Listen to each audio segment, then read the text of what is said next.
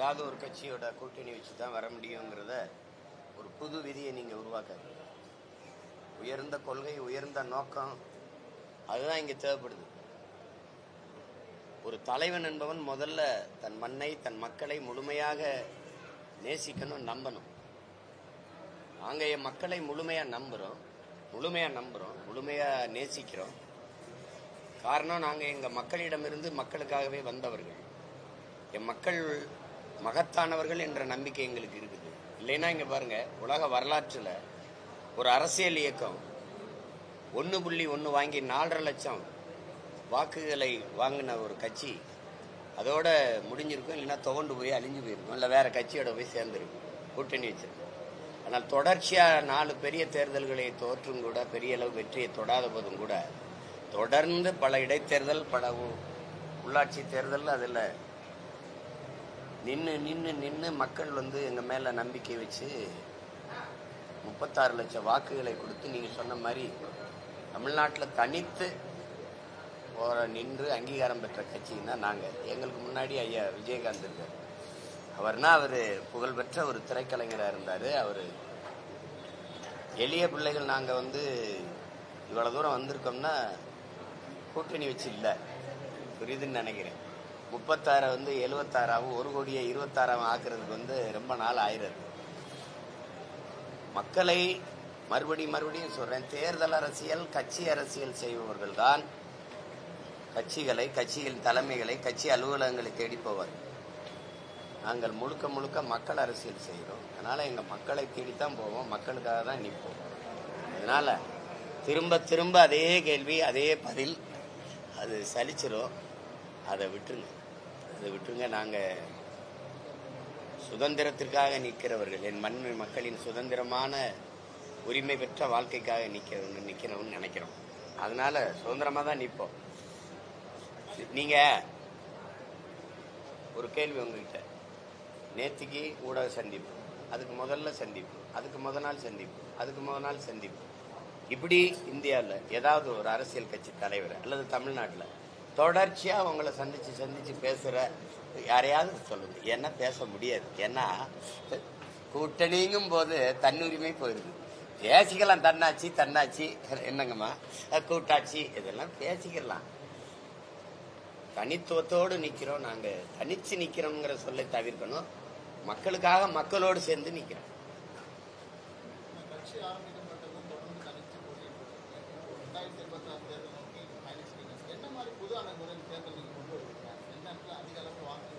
ஒரு முறையை மாற்றுவது எங்களுடைய பலம் பலகீனம் எதுன்னு எங்களுக்கு தெரிய வந்துட்ட பிறகு சண்டை போடுற போர் முறையை வகுத்து மாற்றிக்கிற வேண்டியதான். எங்கள்கிட்ட பணம் இல்லை, ஊடகங்கள் ஆதரவு இல்லை. இப்போ பேசுறீங்க, இப்போ என்கிட்ட தேர்தல் நேரத்தில் என்னை எடுத்து கூட போட மாட்டீங்க, என் கட்சி போட்டியிடுதுன்னு கூட சொல்ல மாட்டீங்க, மற்றும் பலர்லேயே வைப்பீங்க, மற்றவை அப்படின்னு. அது தெரிஞ்சிருச்சு. அதனால எங்களுக்கு நாங்களே ஊடகமாக மாறுவோம். பணம் இல்லை, வாக்குக்கு காசு கொடுத்து நாங்கள் இவ்வளவு வாக்கை பெற்றதில்லை. அது எங்களுக்கு ஒரு பெரிய நம்பிக்கையை தந்திருக்கு. அதில் இன்னும் ஒரு 4-5 மாதம் தானே பொறுத்திருந்து பாருங்க என் ஆட்டம் எப்படி இருக்குன்னு. நான் திரும்ப சொல்றது தான், சிவன் ஆட்டத்தை பார்த்துருப்பீங்க, சீமான் ஆட்டத்தை பார்ப்பீங்க. இந்த தேர்தலில் வேற மாதிரி வியூகங்களை வகுத்து, இந்த நுட்பங்களை வகுத்து, இந்த பூமியின் சொர்க்கமா என் நாட்டை, என் தாய் நிலத்தை மாற்றுவேன். உலகத்தின் தலை சிறந்த நாடா. அது சொல்லும்போது நீங்க நம்ப மாட்டேங்கிறீங்க. நான் காட்டுவேன், எப்படி எங்க ஆட்சியில எப்படி இருக்கும் அப்படின்னு காட்டுவேன். அது அவர் சொல்றது சரியா தானே இருக்குது அப்படின்னு உங்களுக்கு நம்பிக்கை வரும். அப்போ எங்களை ஆதரிப்போம். அதுவரை கொஞ்சம் பொறுத்துருங்க. எல்லாத்தையும் சொல்ல முடியாது. ஏன்னா நான் ஒன்று சொன்னா நீங்க அதை செஞ்சுக்கிட்டே வரீங்க, நீங்களா செஞ்ச மாதிரி. முத இந்த மண்ணில் அன்பு சோலைங்கிற ஒன்று முதலா இங்க உருவாக்குனது எங்க இனத்திலே எங்க தலைவர் தான். போர்ல பிள்ளைகளை எல்லாம் வீரச்சாவை தழுவ கொடுத்த பெற்றோர்களை பாதுகாக்க அன்பு சோலை என்ற ஒன்றை நிறுவியது எங்க தலைவர் தான். அதுக்கு பிறகு இந்த மண்ணில் அவர் பிள்ளை நான் தான் நாங்கள் ஆட்சிக்கு வரும்போது பிள்ளைகளால் கைவிடப்பட்ட பெற்றோர்களை பாதுகாக்க அன்பு சோலை என்ற ஒன்றை நிறுவனம்னு சொன்னோம். திருப்பி இப்ப நிதிநிலை அறிக்கையில் அன்பு சோலைங்கிறீங்க. இவ்வளவு இவ்வளவு காலமா நீங்க இதெல்லாம் என்ன பண்ணீங்க? திடீர்னு தமிழ்ல அரசாணைம்பீங்க, திடீர்னு சொல்லுவீங்க. அதெல்லாம் நீங்களா யோசிச்சு சொன்ன மாதிரி சொல்லுவீங்க. அதனால கொஞ்சம் காத்திருக்கணும்.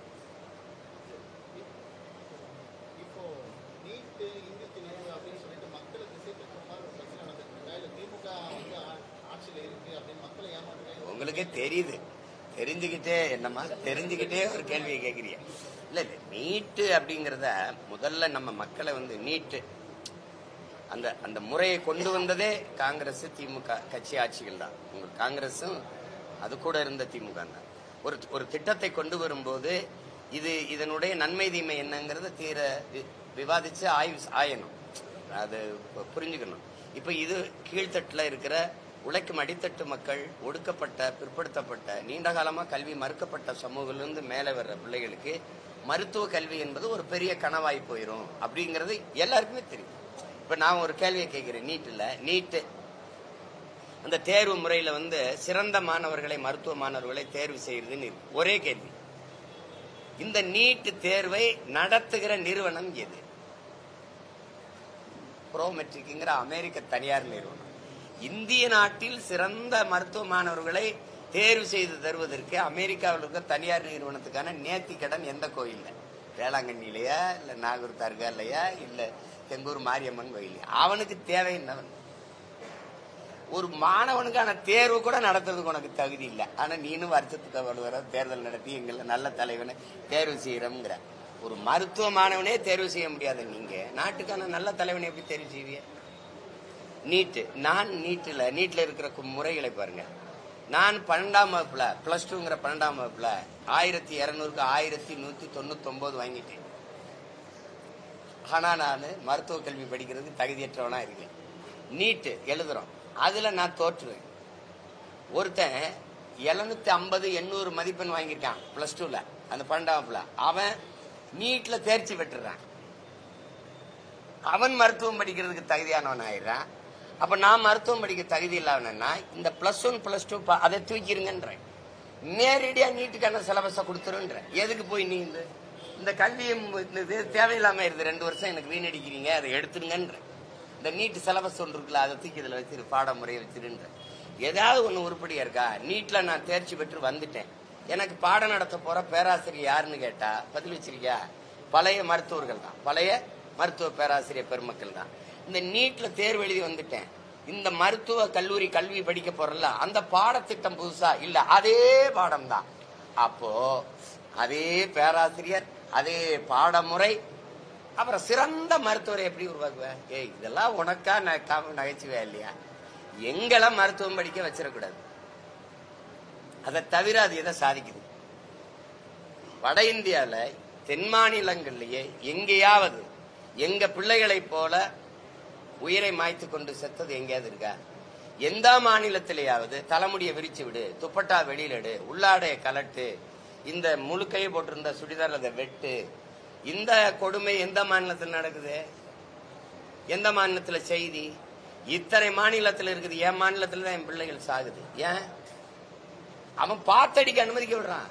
என் பிள்ளைய நீ உள்ளாடைய கலட்டிட்டு ஒரு பிள்ளை அனுப்புற, பொம்பளை பிள்ளைய, அது அந்த வருத்தத்திலே உட்கார்ந்து இருக்குமா? மனசுல இருந்து பாடத்தை எடுத்து தேர்வுல எழுதுமா? இதெல்லாம் இந்த கொடுமை. நீங்க வேணா உங்களுக்கு உங்க அலைபேசி என்னதாங்க நான் காணொலியில அனுப்புறேன். வட இந்தியால அந்த மேலாளர் சூப்பர்வைசர், தேர்தல் சூப்பர்வைசர் அங்க நிக்கிறாரு. அவன் நோட்டை புத்தகத்தை பிரிச்சு வச்சு எழுதுறானா இல்லையா? 700 பேர் எழுதின தேர்வுல 800 பேர் தேர்ச்சி பெற்று வர்றானே. எப்படி நீட்ல தேர்ச்சி பெற்று வந்த மாணவனுக்கு ஒருத்தர் கேள்வி கேட்கிறாரு, தேர்ச்சி பெற்றிட்டியே, இதுக்கு பதில் இதுன்னு தெரியல. அப்போ அவனுக்கு அது வசதியா இருக்குது. எத்தனை கல்லூரி இருக்கு? எங்களுக்கு 24க்கு மேற்பட்ட கல்லூரி இருக்கு. எங்க மக்களின் காசு, எங்க ஆத்தாளப்பன் காசுல எங்களுக்கான மருத்துவ வசதிக்காக கட்டமைக்கப்பட்ட மருத்துவ கட்டமைப்பு. அதுல நாங்க ஒரு 400 பேர் படிக்கிற கல்லூரியில தமிழர்கள் 4 பேர் படிச்சா பெருசு. அந்த மருத்துவ மற்ற இடங்களெல்லாம் எவன் நிரப்புறான்? மற்ற மாநிலத்துக்காரன். ஏன்? எனக்கு வாய்ப்பு இல்லை. இவ்வளவு பின்னடைவு இருக்குதுன்னு தெரிஞ்சு நீ எப்படி அந்த நீட்டை கொண்டு வந்தீங்க? காங்கிரஸும் திமுகவும் சேர்ந்து நீங்க தம்பி, நீங்க கொலை பண்ணிவிட்டிய. நான் எங்க அப்பாவை கொன்னுட்டீங்கன்னு அழுகுனே, கொன்ன நீனும் கூட உட்காந்து அழுதுட்டு இருக்க. இதெல்லாம் சேட்டை தானே? நீ ஒப்பு கழுகிறியா உளமாற அழுகிறியா? எங்க அப்பா செத்துட்டாருன்னு அழுதுகிட்டு இருக்க, நீ கொலை பண்ண நீனும் கூட உட்காந்து ஆமா செத்துட்டாருன்னு அழுதுகிட்டு இருக்க, நாடகம் போட்டுக்கிட்டு இருக்க. கச்சத்தீவுல இதேதான், கொடுக்கும்போது உட்கார்ந்து இருந்துட்டு இப்ப மீட்க தீர்மானம், நீட்டு கொண்டு வரும்போது பேசாம இருந்துட்டு இப்ப மீட்க தீர்மானம். எல்லாமே நீங்க காவிரி நதிநீர் உரிமை பறிக்கப்பட்ட போது யாரு ஆட்சியில் இருந்தது? 410 டிஎம்சி 450 டிஎம்சி வந்துகிட்டு இருந்த மாநிலத்துக்கு தண்ணீருக்கு கையேந்திர நிலைமை கொண்டு வந்து விட்டது யாரு? இதே காங்கிரஸ் அம்மையார் இந்திரா காந்தி ஆட்சி, இதே ஐயா கருணாநிதி ஆட்சி. போட்ட வழக்க அம்மையார் இந்திரா காந்தி அழுத்தத்துல திரும்ப பெற்ற பெருமகன் நம்ம ஐயா தான். ஏன்னா ஆட்சியை கலைச்சி விட்டுருவாங்க 356 பயன்படுத்தின்னு பயந்துகிட்டு நீங்க திரும்ப பெற்றீங்க. அது பிரச்சனை ஆயிடுச்சு. இப்ப ஒவ்வொரு பருவத்துக்கும் நாங்க 150 கூட 50 கூட டிஎம்சி கையேந்து வேண்டியது இருக்குது. 950 மில்லிமீட்டர் 3000 4000 டிஎம்சி எனக்கு தண்ணி பெய்யுது. 4000 டிஎம்சி 1100 டிஎம்சி தான் பயன்பாட்டில் இருக்கு, மீதி எல்லாம் கடல்ல கிடக்கு. அந்த நீரை தேக்கி வைக்க துப்பு இல்ல இத்தனை ஆண்டுகள்ல ஆட்சியில. சொல்லுங்க, 1100 கூட ஒரு 1000 டிஎம்சி தேக்கிறதுக்கு நீர் தேக்கத்தை உருவாக்க முடியல உன்னால. 5000 ஏக்கருக்கு ஏர்போர்ட் கட்ட போயிட்ட, 5000 ஏக்கர்ல ஏரிய கட்டுறேன்னு சொல்லி என் மக்கள் இடத்தை தரல, நாங்க பொறுப்பதுக்கு. எது முக்கியம்னு தெரியல, எது வளர்ச்சின்னு தெரியல. வயிறு நிறைய பசியை வச்சுக்கிட்டு நாட்டுல கோடிக்கணக்கான மக்களை வளர்ச்சி ஊத்தி பேசுற உனக்கு வெக்கம் இல்ல? ஏன்னா உனக்கு பசியாறிடுச்சு. இந்த நாட்டுல உலகம் முழுமைக்கு இருக்கிற மக்களுக்கு ரெண்டே பிரச்சனை. சரிபாதி மக்களுக்கு வயிறை நிறைக்கணும், சரிபாதி மக்களுக்கு வயிறை குறைக்கணும். இதான பிரச்சனை? வயிறு தான் பிரச்சனையா இருக்கு. நீ எதை பத்தி கவலைப்பட்டிருக்க? நீ எங்களை போய் எதை பத்தி கவலைப்பட்டிருக்க? எங்களுக்கு உயிர் இருக்கா? இல்ல. எங்களுக்கு உணர்வு இருக்கா? இல்ல. எங்களுக்கு உரிமை இருக்கா? இல்ல. எங்களுக்கு என்ன இருக்கு? ஒரு ஓட்டு இருக்கு, அதை பத்தி நீங்க கவலைப்படுவ. நீங்களும் ஒரு ஓட்டு, நானும் ஒரு ஓட்டு, நீங்களும் ஒரு ஓட்டு. அதை வாங்குறதுக்கு 500 ரூபாய் நோட்டா நீட்டு இல்லதானே? உனக்கு எதை பத்தி கவலை இருந்திருக்குது? எல்லா நாடகங்கள் தேர்தல் வரும்போது இப்பதானே நீங்க 2 தீர்மானத்துல பாத்திருக்கியா? தம்பி அண்ணனை பாருங்க, 2 தானே பாக்குறீங்க. இப்ப 2 என்னென்ன நீட்டு இந்த இதெல்லாம் சரிங்க. இன்னும் 6 மாசம் இருக்குல்ல, இன்னும் 10-20 நாடகம் இருக்கு, டிராமாக்கள் இருக்குல்ல, அதெல்லாம் அரங்கேறும். அதெல்லாம் பார்த்து ராய்ச்சிட்டு இருங்க. வேற ஏதாவது கேள்வி?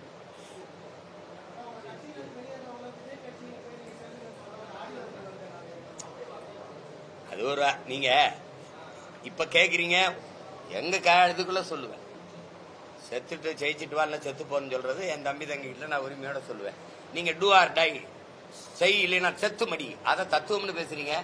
அதே நான் என் தம்பி தங்கச்சிகிட்ட எங்க பிள்ளைகள்கிட்ட சொன்னா அதை அப்படிலாம் பேசுறாரு. அது உனக்கு பிரச்சனையா?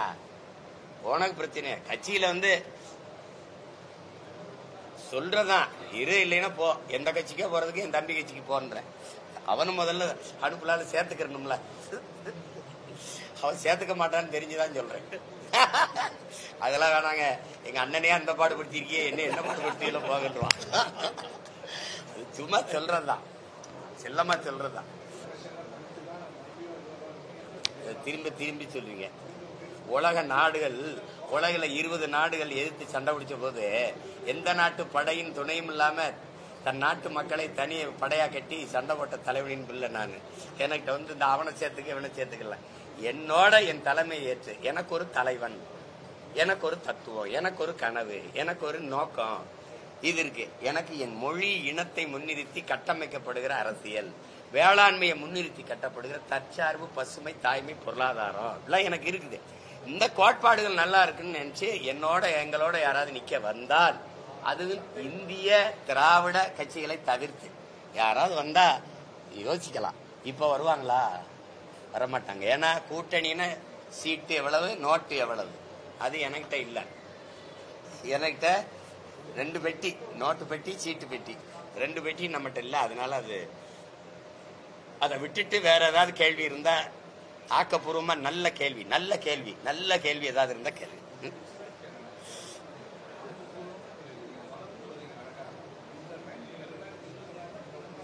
அதுக்குத்தான் யாரோடும் சேராம போட்டி போடுறேன்.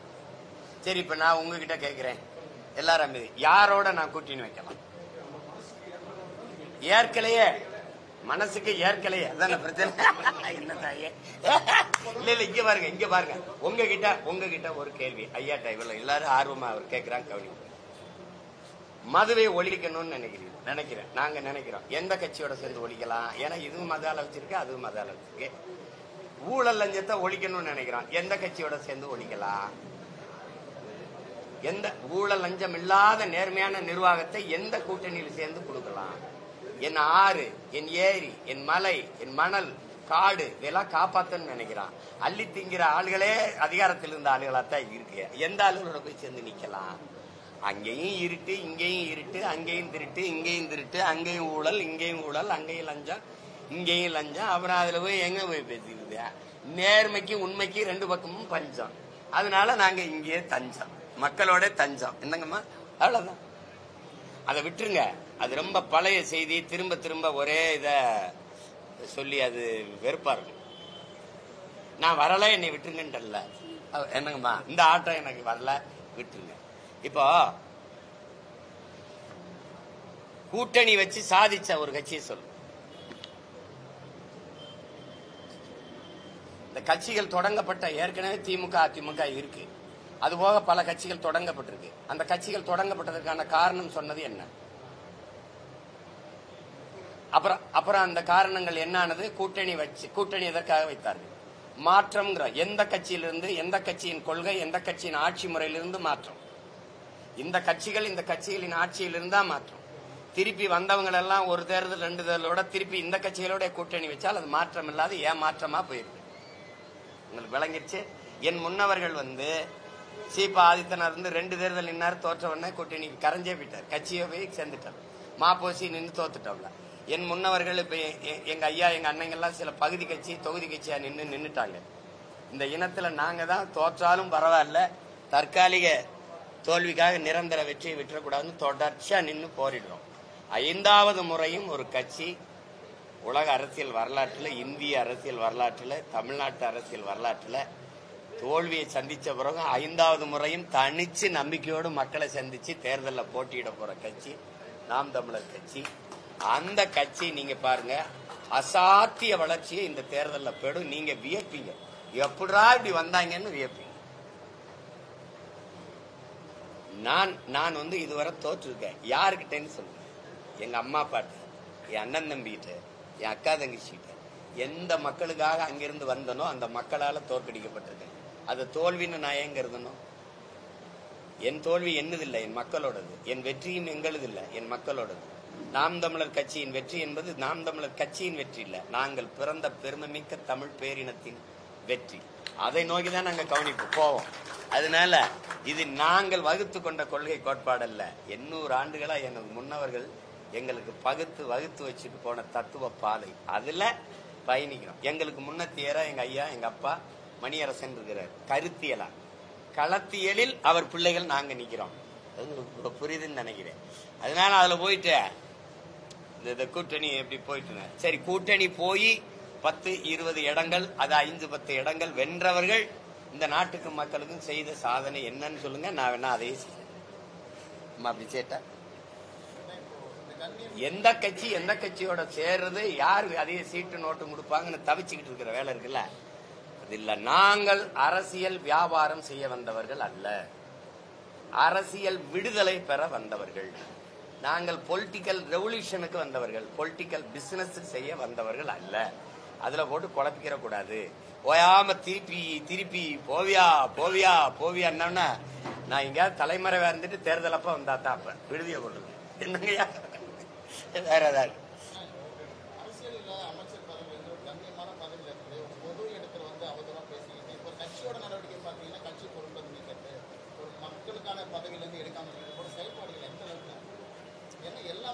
அந்த கட்சியில அவ்வளவு தூரம் அந்த நடவடிக்கை நம்ம எதிர்பார்க்க முடியாது. ஏன்னா இந்த அநாகரிக கண்ணியமற்ற கடமை கண்ணியம் கட்டுப்பாடுங்கிறது வெறும் முழக்கத்துல, அது பேரறிஞர் அண்ணா சொல்லிய கூற்று. அது அந்த கட்டுப்பாடு 3 வார்த்தையில தான் இருக்கு.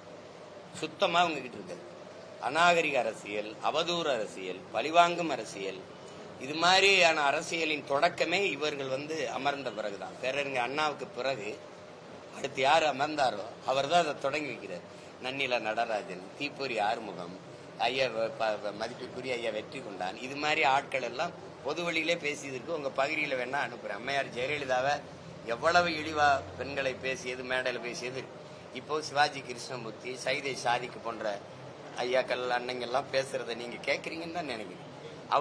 அவர்கள் சார்புள்ள வலையொலிகள் யூடியூபர்ஸ் சொல்றோம்ல, அவங்க பேசுறதெல்லாம் பாரு, தனிப்பட்ட முறையில் எடுத்தவன அவங்க குடும்பத்தை தான் பேசுறாங்க. இப்ப என்னையெல்லாம் அவ்வளவு தூரம் பேசுறாங்க. அது எனக்கு ஒண்ணு இல்லை. என் தாயை பேசுறது உன் தாயை பேசுறதா நன்றின்னு நான் பெருமையா போயிடுறேன். என்ன இப்படி பெத்த தாயை இவ்வளவு காலமா பேசுறான்னு நினைச்சு, அது யாருன்னு பேர்லாம் நான் சொல்ல வேண்டியதில்லை. நீங்க கவனிப்பீங்க, நீங்க உங்களுக்கு தெரியாது இருக்க சொல்றேன். அதை அவங்க அனுமதிப்பாங்க. ஒரு இளைய தலைமுறை பிள்ளைகளை கூட்டி வச்சு பேச்சு பயிற்சி, அடுத்த தலைமுறைக்கு அரசியல் பயிற்சி கொடுத்த பயிற்சியாளர்கள் எல்லாம் பேரை சொல்லி பாருங்க, எப்படிப்பட்ட தலைமுறையை தயாரிக்கிறாங்கன்னு தெரிஞ்சுக்கலாம். இவங்களே சகிக்க முடியல, இவ இன்னொரு தலைமுறைக்கு வேற கற்பிச்சு கொடுக்குறாங்க, இப்படி பேசணும் அப்படி பேசணும். அதுல ஒவ்வொருத்தரும் அவங்க பேசுறத பொது மேடையெல்லாம் அது கட்சி உள்ளரங்குல பேசும்போது அவங்க ரசிப்பாங்க. அதுல நீங்க எதை சொல்றீங்க, யாரை குறித்து கேட்கறீங்க, அதான் அந்த கட்சியின் தலைமை தான் அது செய்யணும். அதனால அவரு பேசியிருப்பாரு. ஐயா என்னோட தனிப்பட்ட கருத்து அதுக்காக ரொம்ப வருந்திருப்பாருன்னு நான் நினைக்கிறேன். வருந்திருப்பாரு. ஏன்னா உண்மையிலே நம்ம மதிக்கக்கூடிய ஒரு பெரியவர், அவர் வருந்திருப்பாரு. அப்புறம் அதுக்கு போல போயிட்டு அதை நீங்க அப்படி பேசிட்டேன்னு சொல்லிட்டு கொண்டதில்லை. இனி வரும் காலங்கள்ல நானும் சரி, நீங்களும் சரி, எல்லாருமே சரி, கொஞ்சம் கண்ணியமா நம்ம பேசணுங்கிறது இது ஒரு படிப்பினை அப்படி எடுத்துக்க வேண்டியது.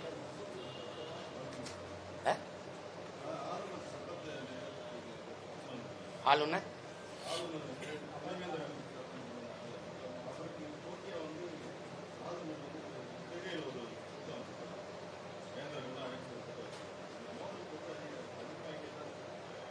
அது ஜனநாயகத்துக்கு அழகு இல்லை. அது உங்களுக்கு இந்த நாடு மக்களாட்சி தத்துவத்தை ஏற்றுக்கொண்ட நாடு, மக்களுக்கான ஆட்சி நிறுவுகிற ஒரு அமைப்பை ஏற்றுக்கொண்ட நாடு.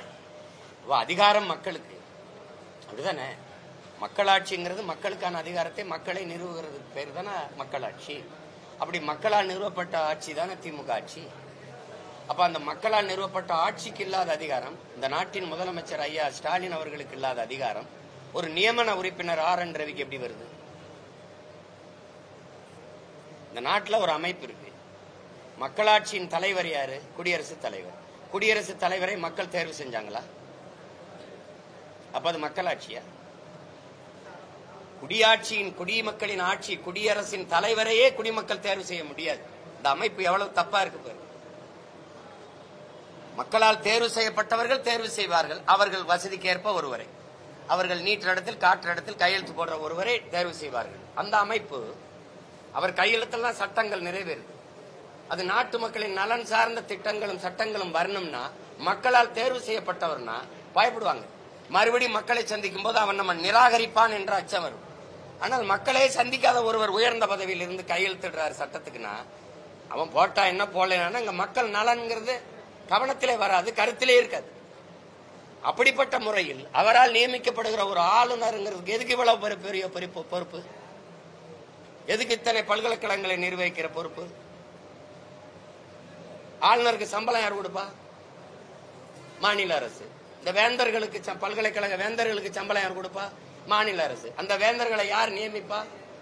மாநில அரசுக்கு இல்லாத உரிமை அந்த நியமன உறுப்பினருக்கு எப்படி வருது? இது எப்படி மக்களாட்சின்னு சொல்ற?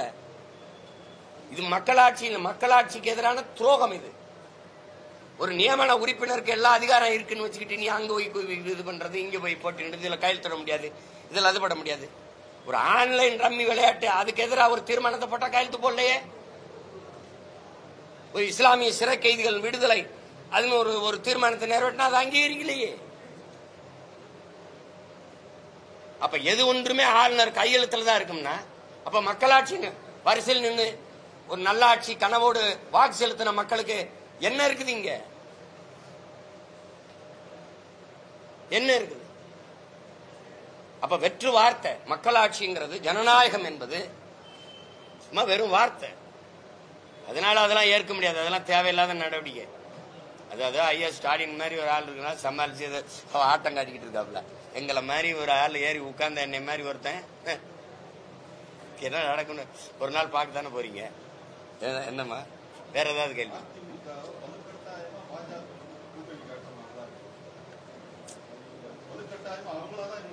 அது நீங்க கேக்குறீங்க, நான் பதில் சொல்றதுங்கிறது நல்லா இருக்காது. வலுக்கட்டாம எங்களை கூட்டணி கொண்டு சேர்த்துருச்சுங்கிறது சொல்ல வேண்டியது அந்த கட்சியின் பொதுச் செயலாளர். அவங்க எங்க ஐயா சொல்றாரா? எங்க ஐயா எடப்பாடி பழனிசாமி அவர்கள் சொல்றாங்களா?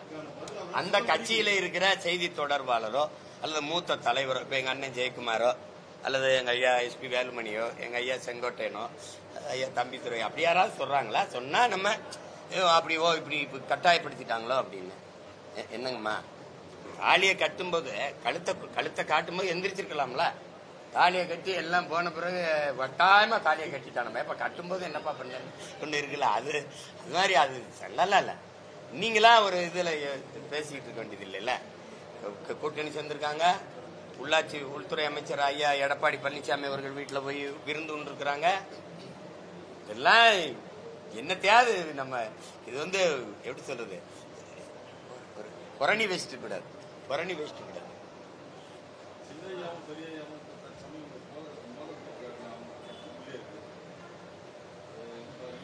நான் திரும்ப திரும்ப சொல்றேன், அது எங்க சொந்த கட்சி பிரச்சனை.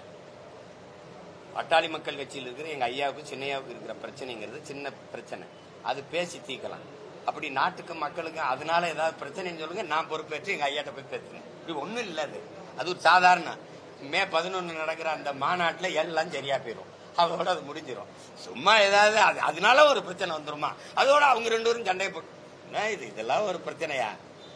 கட்சிக்குள்ள ஒரு சின்ன சின்ன மனஸ்தாபங்கள் வர்றதான். அதுதான் அது பேசி சரி பண்ணிக்கிற முடியும்.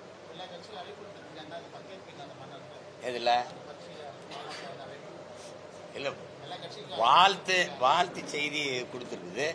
வாழ்த்து அறிக்கை போடுவோம். நீ வா மாநாட்டுக்குன்னா போவேன். அது எங்க ஐயாவை கட்டாயம் பங்கேறினா போவேன். நான் அங்க இருந்து வந்தால் தானே. அதனால எனக்கு ஒன்றும் அந்த மாநாட்டில் மேடையில ஏறுறதுலையோ பேசுறதுலையோ எனக்கு ஒன்றும் இல்லையா. நான் அங்கதான் இருந்தேன். அது புதுசு ஒன்றும் இல்லை.